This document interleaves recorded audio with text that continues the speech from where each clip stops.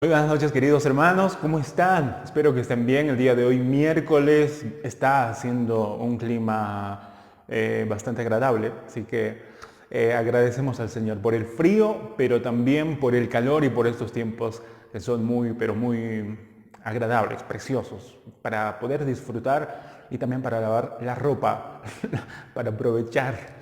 Queridos hermanos, es un placer nuevamente estar con todos ustedes. Vamos a continuar, como siempre, nuestro estudio en el libro de Mateo, capítulo 13. Estamos aprendiendo acerca de las parábolas.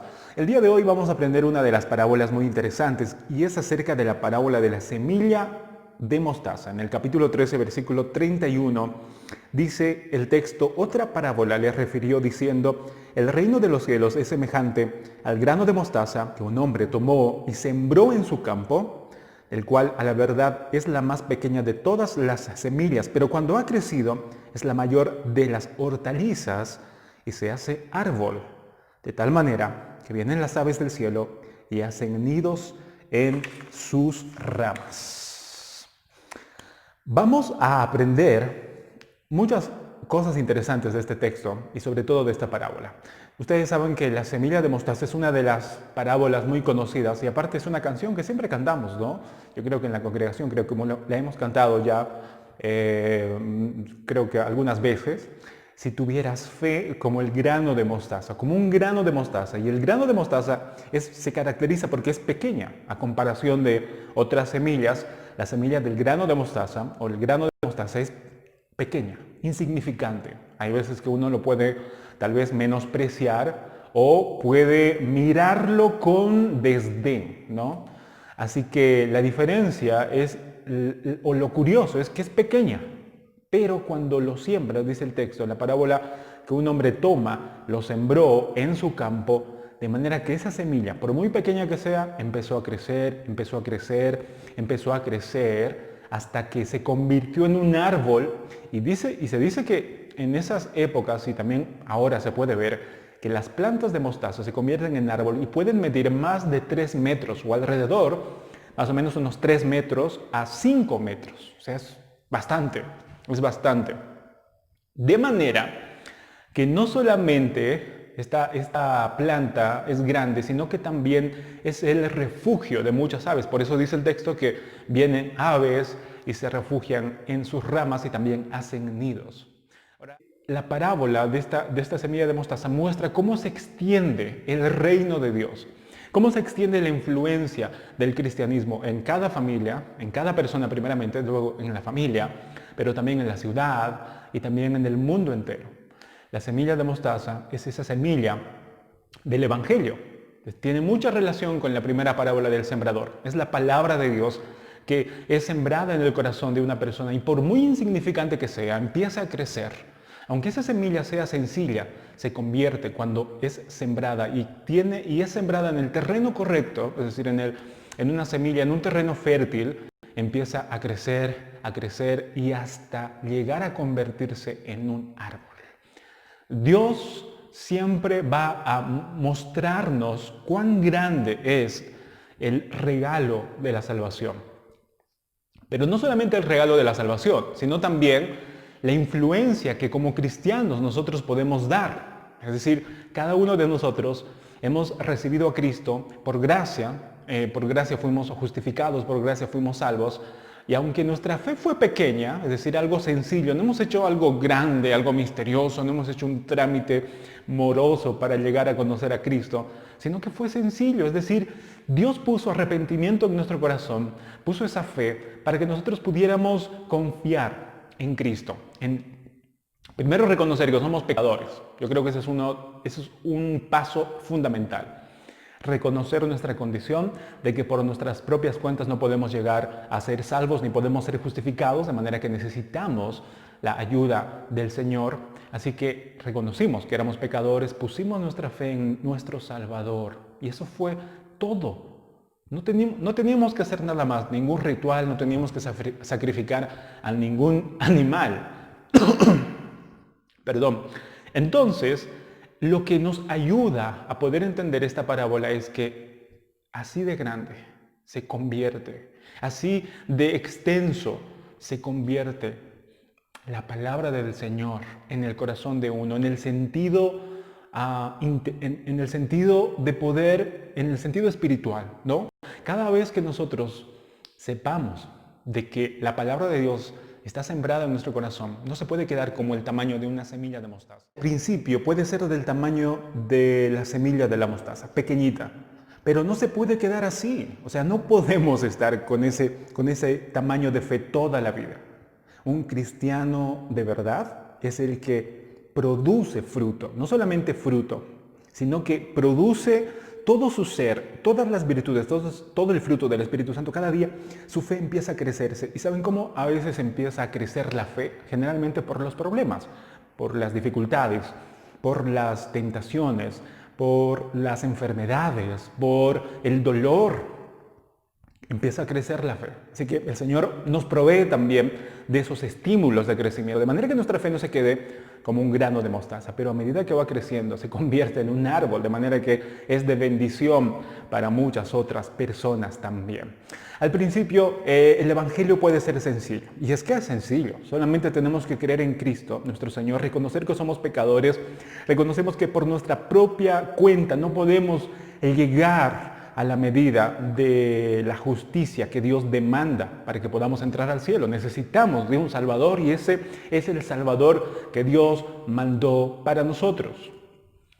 Y hay gente que piensa que porque es tan sencillo el Evangelio, lo desprecia, lo desecha.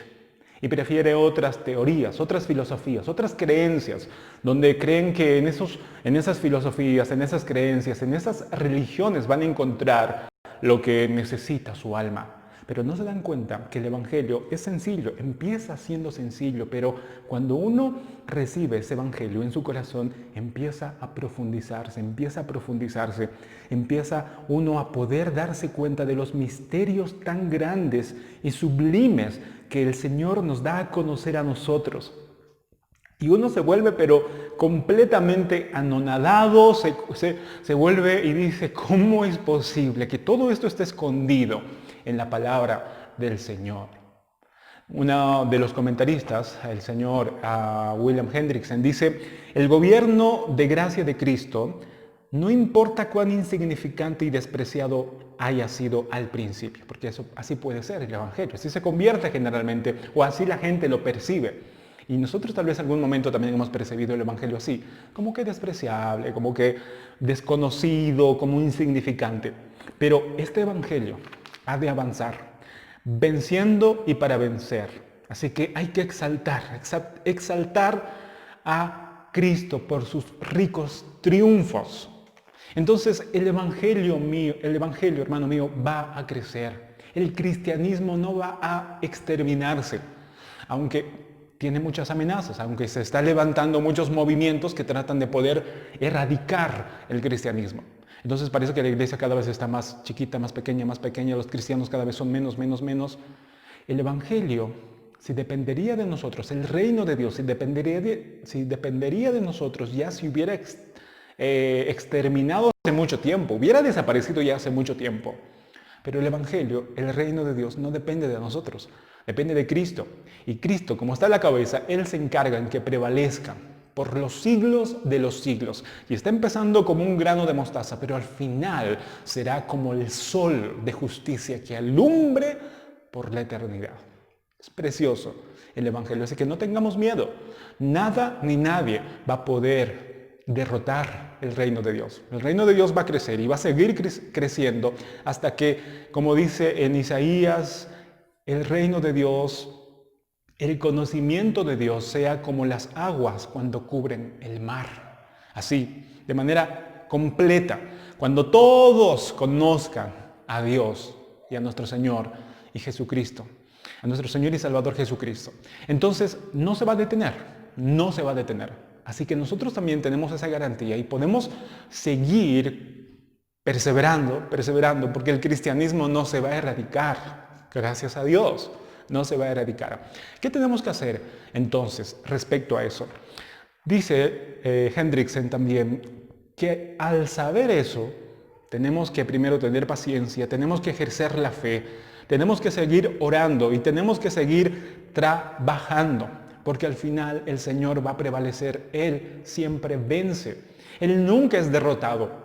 Él nunca es derrotado por ninguna filosofía, Él nunca es derrotado por ninguna religión, ni por un movimiento, por nada. Él siempre ha vencido y va a vencer, queridos hermanos. Nosotros vamos a pasar. De hecho, nosotros podemos, ya, qué sé yo, al año siguiente, de aquí a unos 5 años, 10, 20, 30 años, 50 años, vamos a morir. Pero el Señor va a seguir prevaleciendo, su iglesia prevalecerá y su iglesia será la que se extienda y la que se extienda por los siglos de los siglos. Como una levadura, ¿no? Como la levadura que leuda toda la masa. Y esa es justamente la otra parábola que está muy relacionada con esta parábola. Versículo 33. Otra parábola les dijo: el reino de los cielos es semejante a la levadura que tomó una mujer y escondió en 3 medidas de harina. Cuando vamos a los comentarios, dicen que estas 3 medidas de harina equivaldría al día de hoy como 13 litros, alrededor de 13 litros de harina. O sea, mucha harina, ¿verdad? Hasta que todo fue leudado. Hasta que todo fue leudado. El cristianismo, el reino de Dios va a empezar a crecer. Siempre se expande. Siempre se expande. No se va a detener, no se va a reducir. Va a seguir creciendo hasta que todos escuchen de Cristo, hasta que se pueda llenar la gloria del Señor en toda la tierra y todos conozcan del Salvador.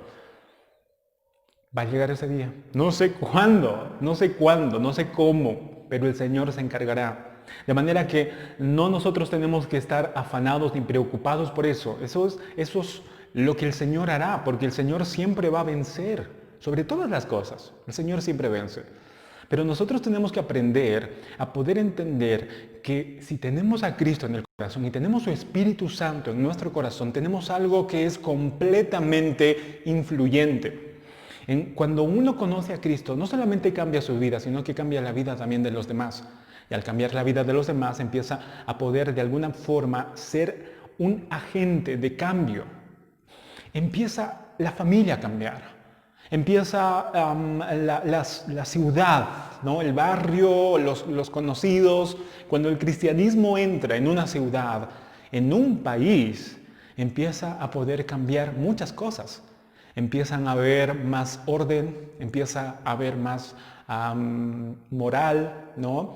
El cristianismo siempre ha sido el que ha promovido la educación, el que promovió, por ejemplo, la abolición de la esclavitud, que todo el mundo pueda ser libre, que todos puedan ser libres, no importa raza o cualquier otra diferencia que tengamos como seres humanos, sino que todos puedan ser libres, que todos puedan tener conocimiento, por ejemplo. Una de las cosas interesantes que también estaba leyendo acerca de este tema, me llamó mucho la atención lo que dijo uno de los comentaristas y dijo: el hecho importante es que el arte, miren, ¿cómo afecta el cristianismo? ¿Cómo afecta el reino de Dios en la sociedad? Dice, el hecho importante es que el arte, la ciencia, la literatura, el negocio, la industria, el comercio, el gobierno y estos y todos los demás departamentos del pensamiento y del esfuerzo humano comienzan a ser bendecidos por la actividad de aquel hombre que tiene a Dios en su corazón. En todas esas áreas, es uno, cuando tiene a Cristo en el corazón, cuando uno de verdad tiene a Cristo en su corazón y empieza a brotar de su corazón algo completamente diferente a lo que este mundo ha conocido, empieza a mostrar el fruto del Espíritu en su vida, empieza a bendecir el arte, la ciencia, la educación, el comercio, el negocio, la industria, el mismo gobierno. Por eso si ustedes estudian la historia de la iglesia, se van a dar cuenta cómo el cristianismo empezó a cambiar la moralidad en una ciudad. La iglesia de los Corintios yo creo que es un ejemplo claro, cómo los cristianos eran como una isla de moralidad, de pureza, en medio de un mar de inmoralidad. Allá, cuando Pablo escribió a la carta a los Corintios, les animó a que se mantengan firmes, que no tengan miedo y que sigan perseverando. El cristianismo siempre es influyente y eso se ve en la misma familia. En Primera de Corintios el apóstol Pablo habla a esta iglesia y les dice que, por ejemplo, a las casadas o a a un matrimonio, cuando la esposa se convierte, y el esposo no, entonces Pablo dice, si tu marido, que no es cristiano, consiente en vivir contigo, déjalo, vive, no te separes. ¿Por qué? Porque por ti, mujer que has conocido al Señor, por ti será santificado tu esposo y tus hijos. Y si fuera al revés, si el hombre hubiera conocido a Cristo y la mujer no, lo mismo. La mujer consentía en quedarse a vivir con el hombre, a pesar de que ya sabía que era cristiano. Que no se separe, decía Pablo, sino que esté ahí, porque a través de ese hombre que ha conocido a Cristo iba a ser bendecido, iba a ser santificado su esposa y sus hijos. No iban a ser salvos, no quiere decir que iban a ser salvos, porque la salvación es personal, pero sí iban a afectar de alguna manera, en el buen sentido de la palabra, como decir, le iban a afectar benignamente. Les iba a llegar muchas bendiciones por esa persona, ¿Se acuerdan de David?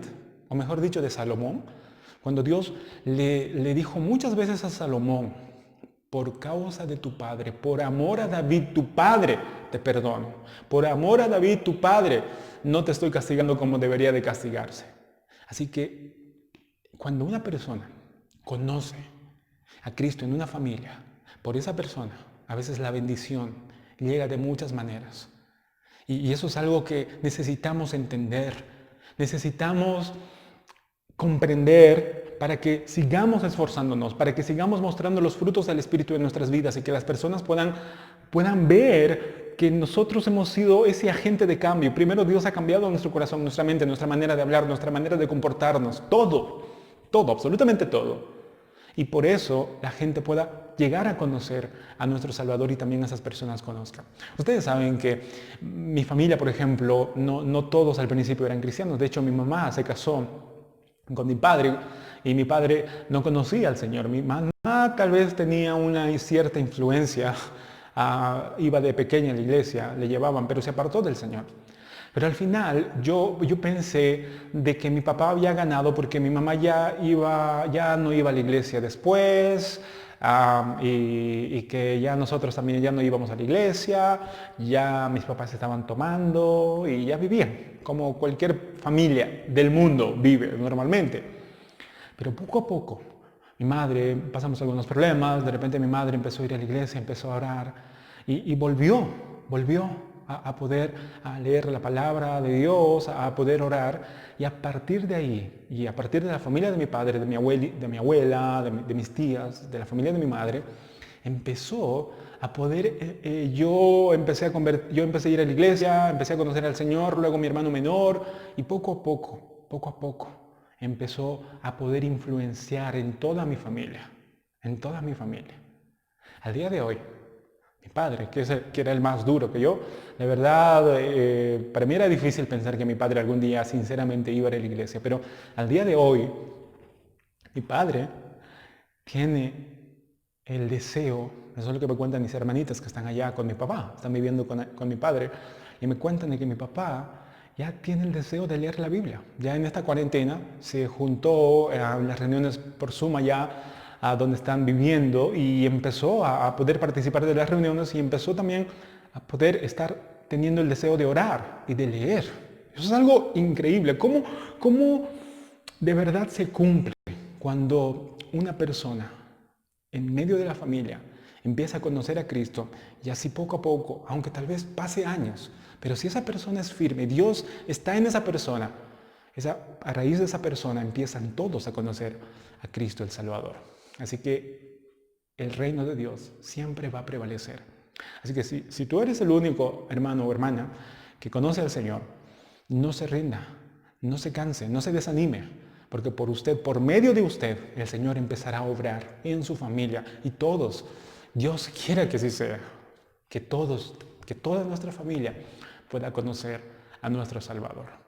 Así que hermanos, yo quiero animarles a que podamos permanecer firmes, que no nos rindamos, que sigamos siendo de influencia en medio de la sociedad, en medio de la familia, y que cada uno de nosotros podamos ser influyentes primero en la familia, en la iglesia, en la sociedad, en el trabajo, en donde quiera que estemos, que Cristo se note en nosotros.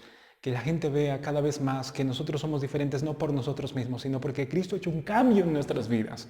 Que si vamos a decir a la gente, el Señor puede cambiar tu vida, que le digamos a esa persona, sabiendo que Dios primeramente ha cambiado nuestra vida. Primero, sabiendo que Dios ha transformado nuestra vida. Ustedes saben lo que ha pasado estos últimos días en Estados Unidos, cómo hay gente, cómo murió este hombre afroamericano, que un policía lo mató, literalmente lo asesinó, lo puso la rodilla en el cuello y terminó asfixiándolo, como si fuera un animal. Y eso es algo increíble. ¿Cómo todavía en esos lugares puede llegar a existir gente así? Y eso a mí por lo menos me llevó a poder estudiar un poco acerca de cómo es que la comunidad afroamericana en ese lugar empezó a poder poco a poco tener y obtener los derechos. Y eso te lleva obviamente a la historia y te tiene que llevar hasta ver cómo llegaron a abolir la esclavitud. Y tuve que estudiar un poco de historia y llegué hasta Abraham Lincoln. Más o menos en 1800, si no me equivoco, bueno, aquí lo tengo anotado, pero es más o menos en 1863 y 1865, donde por Abraham Lincoln, el presidente de los Estados Unidos, llegó a abolirse la esclavitud. Ahora, ¿qué tiene que ver Abraham Lincoln con la semilla de mostaza, con la parábola de la semilla de mostaza y con la levadura? Bueno, resulta que los papás de Abraham Lincoln asistían a una iglesia bautista allá en los Estados Unidos. Y que él creció en medio de una familia con valores cristianos, leyendo, escuchando la palabra de Dios. Y que cuando fue presidente, Abraham Lincoln empezó siempre a tener, yo estoy seguro que el Señor ha obrado en su corazón y lo ha guiado para que pueda tomar esa decisión de poder abolir la esclavitud en esa época. El cristianismo ha afectado su corazón de este hombre, de este presidente. Y a raíz de eso, él empezó a afectar los corazones de las demás personas para que no solamente él sea bendecido, sino que también a raíz o por medio de él, mucha gente pueda recibir la libertad. Muchos esclavos puedan recibir la libertad. Y así poco a poco pasaron los años y empezó la gente de esta comunidad afroamericana a poder tener más derechos hasta que llegó cuando Martin Luther King empezó también a seguir luchando por los derechos y por más derechos para que se respete la vida de la comunidad de los afroamericanos. Y resulta que Martin Luther King también era ministro, era pastor, creo que también de una iglesia bautista, curiosamente. ¿Pero por qué digo esto?